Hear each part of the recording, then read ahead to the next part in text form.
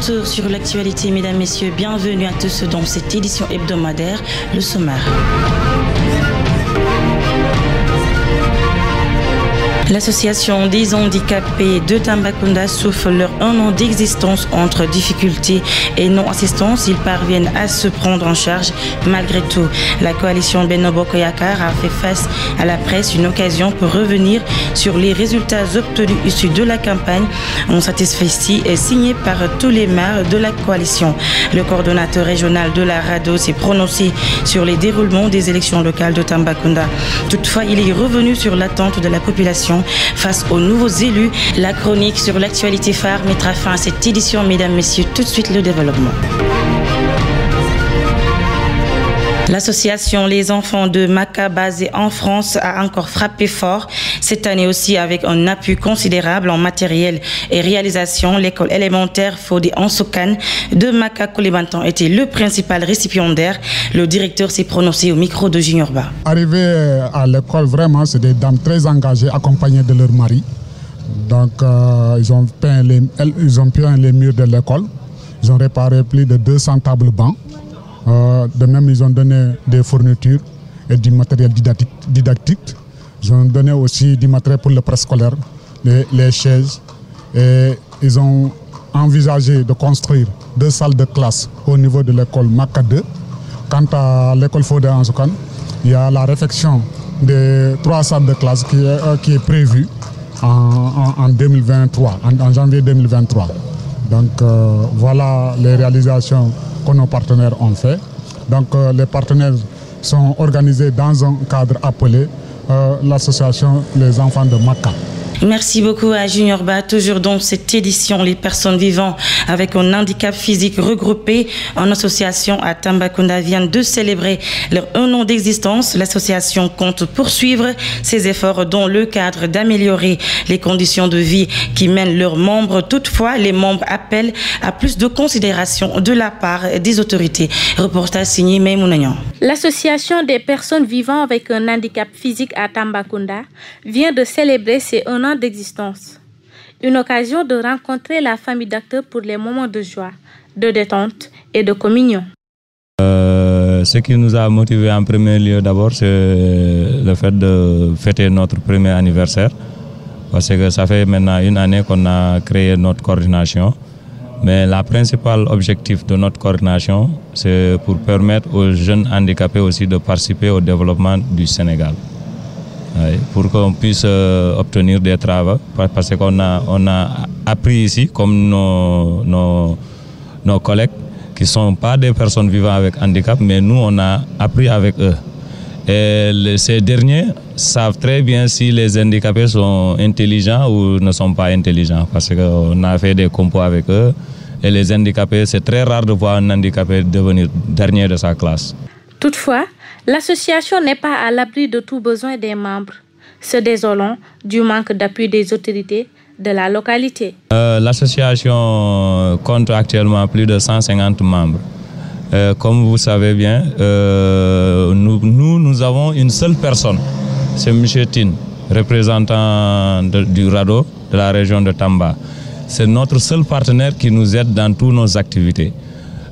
Sur les financements, des bourses et même aussi des dons qui ne font même pas partie, par exemple, des activités que nous avons organisées. Mais il est toujours à nos côtés et nous le remercions aussi de passage.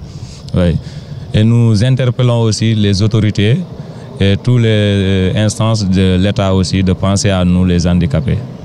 Rappelons que l'association des handicapés physiques de Tambacounda, sous la mainmise de leur premier partenaire Badara Tine, parvient à bénéficier de certains matériels et parfois financiers venant de l'extérieur.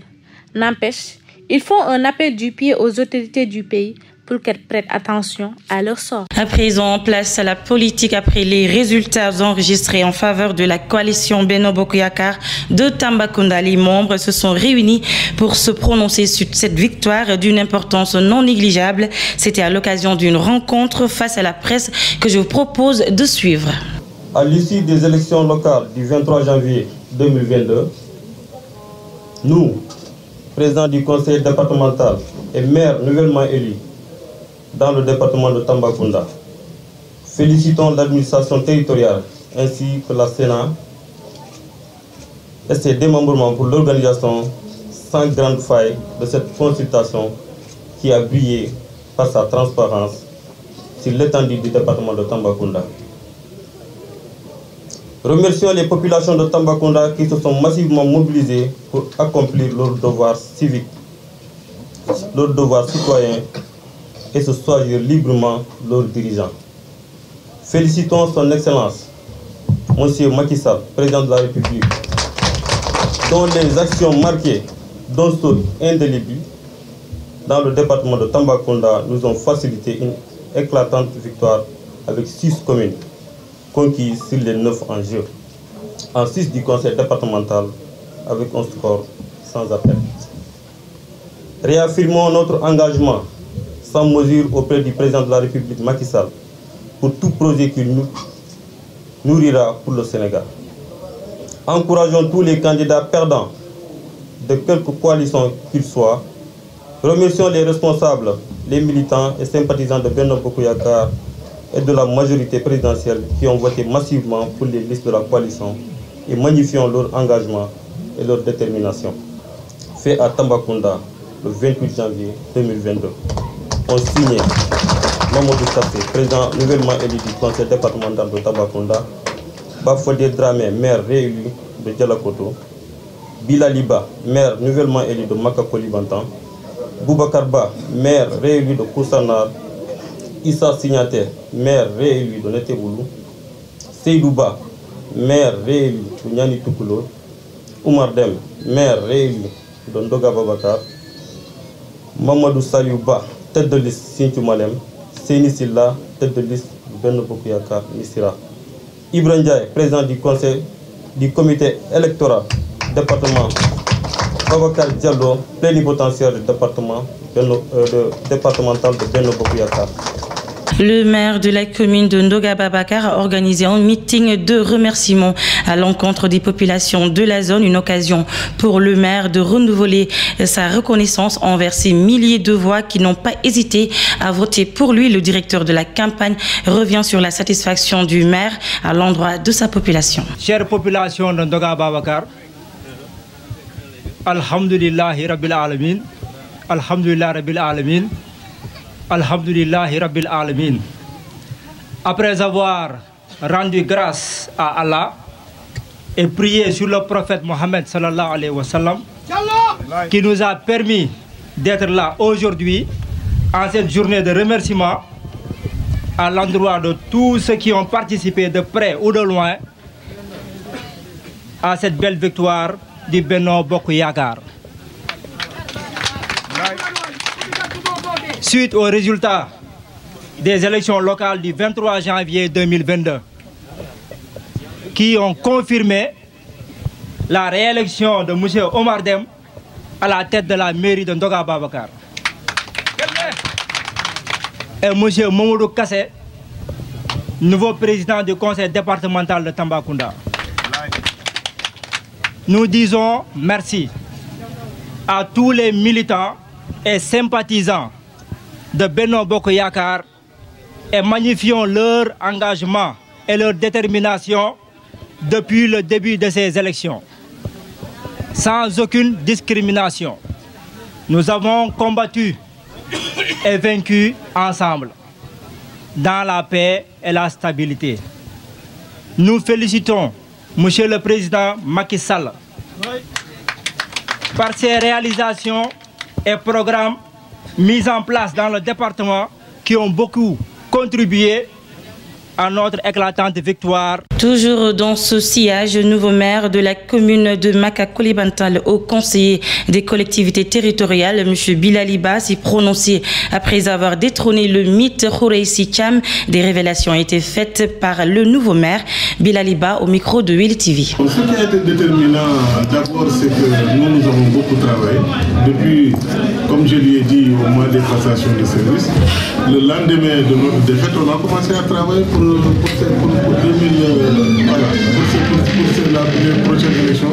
Donc on n'a jamais arrêté, on a continué à travailler et il y a ce travail qui a payé aujourd'hui. Depuis 7 ans, on est là sur le terrain, auprès de nos parents, en les soutenant, surtout particulièrement la jeunesse. Imaginez que depuis pratiquement 5 ans, 6 ans, 7 ans, toutes les finales qui sont organisées au niveau de la commune de Maka sont parrainées par moi au Monopoly. Donc ne serait-ce que ça, chaque année c'est 15 finales que nous parrainons. Donc ne serait-ce que ça, c'est normal qu'on puisse passer aujourd'hui. Moi j'avais vraiment aucune inquiétude. J'étais convaincu que mon seul problème c'était quand est-ce qu'on va organiser les élections.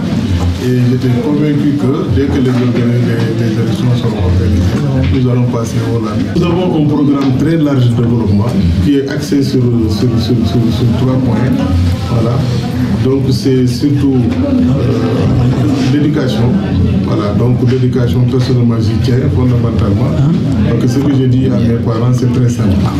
Si on ne trouve pas dans chaque village, le village le plus reculé de Moko-Kolibantang, on ne trouve pas un étudiant là-bas, ça veut dire qu'on ne peut pas amorcer un développement. Donc l'enseignement sera vraiment notre priorité. La priorité des priorités sera l'enseignement. Il faut que nos enfants soient éduqués pour que quelqu'un comme Kourechi ne vienne plus pour berner les populations et s'accaparer de tout leur bien. Donc pour ça, pour qu'on y arrive, il faut que les gens soient éduqués, il faut que les gens soient à l'école. Donc notre premier point fondamental, ce serait vraiment l'éducation. Maintenant, la santé, bien sûr, tout ce qu'on peut faire dans la vie, il faut qu'on soit en santé. Voilà, on a déjà fait un gros travail dessus quand on était président communauté rurale et on va accentuer dans le même sens pour couvrir totalement la commune sur le plan de la santé. Le coordonnateur régional de la RADDHO s'est prononcé sur le déroulement des élections et l'attente de la population face aux nouveaux élus. Badara Tine se réjouit de la maturité des responsables politiques que je vous propose de suivre. Les élections quand même ont attiré toute notre attention. Donc c'était quand même un peu sensible vu le contexte préélectoral. Donc avec les tiraillements, avec les coalitions, avec donc les divisions même au sein des partis politiques, c'était quand même des élections assez qui ont attiré en tout cas l'attention de tout un chacun. Surtout que c'était un peu une sorte de référendum parce que ça présageait un peu, n'est-ce pas, des lendemains, surtout quand on pense un peu aux élections de 2024 qui vont venir, aux élections également législatives également du mois de juin. Donc c'était un peu un test où chacun allait se mesurer et pour voir est-ce que quand même ça pourra aller ou non. Et Dieu merci quand même, il y a eu plus de peur que de mal. C'est vrai qu'on a noté quelques incidents, mais dans l'ensemble quand même c'est des élections qui se sont bien déroulées dans l'ensemble et nous nous en félicitons. Nous félicitons également ceux qui ont gagné et nous encourageons également ceux qui ont perdu. De toute façon, à notre entendement, il n'y a pas de gagnant, il n'y a pas de perdant, puisque ceux qui ont gagné vont bâtir Tambacounda, c'est leur ambition. Et s'ils battent Tambacounda, s'ils bâtissent Tambacounda également, ça sera pour le bien de tout un chacun. Donc c'est pour cela que nous lançons un appel quand même à ces élus, n'est-ce pas, qu'Allah leur donne quand même un mandat un mandat de paix, un mandat paisible, qu'Allah les accompagne pour que vraiment les intentions qu'ils ont envers la population, que ce soit des intentions quand même qui sont accomplies. Toutefois aussi, nous demandons également aux perdants, n'est-ce pas, d'accompagner dans la mesure du possible également ceux qui sont élus et de savoir que Tambacounda, c'est notre Tambacounda à nous tous. Mais quand même, ceux qui sont à féliciter sont les populations. Les populations qui ont bien compris maintenant et que le Sénégal même est un pays de droit, est un pays démocratique et le Sénégal aussi est en avance par rapport à beaucoup de pays. Le Sénégal a voté depuis très longtemps et voilà donc les citoyens se sont levés, les citoyens ont voté massivement, les citoyens ont voté dans le calme, surtout la population tambacounoise. Nous n'avons noté aucune violence pratiquement et ça quand même c'est à féliciter, c'est à encourager et c'est vraiment quand même un honneur également que nous avons, n'est-ce pas, en tant qu'également droit de l'homme au niveau de la région de Tambacounda. À présent, chronique de la semaine, c'est l'affaire de Junior Ba. Focus sur Aliou Cissé, coach des Lions après la victoire de l'équipe du Sénégal, les Gaindés en finale. Aliou Cissé, coach de l'équipe nationale du Sénégal, le vrai lion. Né le 24 mars 1976 à Ziguinchor, Aliou Cissé est un footballeur international sénégalais évoluant au poste de défenseur et milieu de terrain avant de devenir entraîneur. Il est l'actuel sélectionneur de l'équipe du Sénégal depuis le 4 mars 2015. Aliou Cissé, le sélectionneur de l'équipe nationale du Sénégal, est entré dans l'histoire du football de son pays. La grande finale de ce dimanche, que le Sénégal doit jouer avec un match crucial pour sa carrière. En cas de victoire des Lions, Cissé sera le coach le plus titré du Sénégal car il deviendra le premier à remporter le trophée continental. Et même en cas de défaite, ce sera seulement le seul entraîneur qui a amené pour la deuxième fois de l'histoire les Lions en finale, ce qui reste un exploit. Il a su imposer une discipline militaire à ses joueurs qui le surnomment Yaya Jammeh, du nom de l'ancien homme fort de la Gambie, en exil depuis 2017 en Guinée équatoriale. Selon la Fédération sénégalaise de football, en plusieurs matchs joués, il a totalisé plus de victoires que de défaites concédées. Aliou Cissé est aussi l'homme des records. 20 ans après, il propulse le Sénégal 2 fois en finale de la Coupe d'Afrique des Nations. En effet, en 2004, les Lions dont il était le capitaine avaient perdu au tir au but face aux Lions indomptables du Cameroun. Avec cette qualification acquise, l'ancien capitaine de la génération 2002 avait déjà réalisé la prouesse de qualifier le Sénégal en demi-finale après 13 ans d'absence et en quart de finale lors de la précédente CAN 2017 organisée par le Gabon.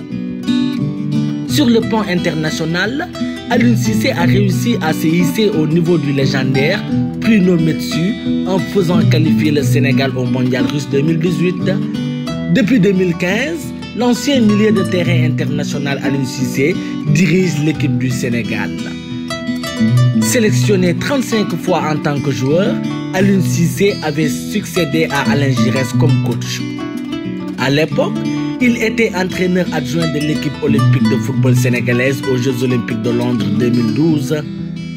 Au Mondial 2018 en Russie, il a eu la première victoire d'une équipe africaine en venant à bout de la Pologne, 2 buts contre 1. Seul entraîneur noir de la Coupe du Monde en Russie, il était avec Nabil Marloul de la Tunisie, le seul coach africain de la compétition.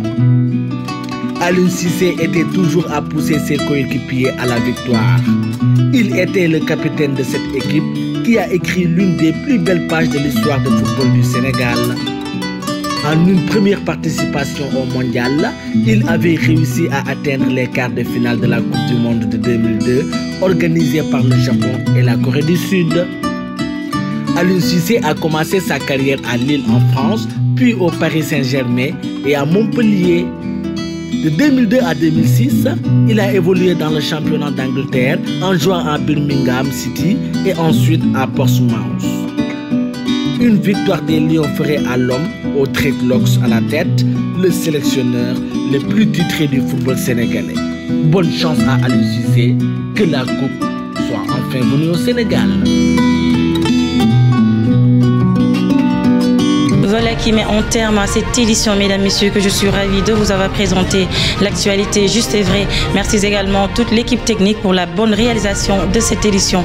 Quant à moi, je vous dis à la semaine prochaine et excellente semaine à tous et bonne chance à l'équipe du Sénégal, que la coupe vienne au Sénégal.